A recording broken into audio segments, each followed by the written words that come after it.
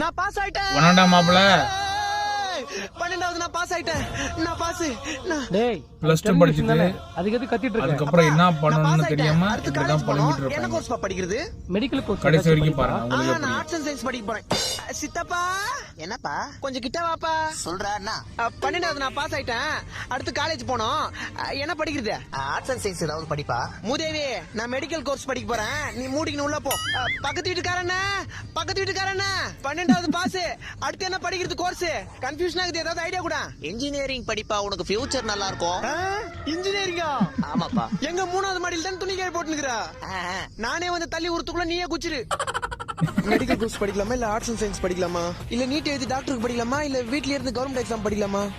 இல்ல medical course படிக்கலாம். இல்ல அட்வொகேட் படிக்கலாம். ஆர்ட்ஸ் அண்ட் சயின்ஸ் படிக்கலாமா? இதுதான் எல்லாரோட குழப்பமா தான் அடுத்து இருக்கு. படிக்கலாமா கவனமா வேணாமா? யோசிச்சு படிங்க.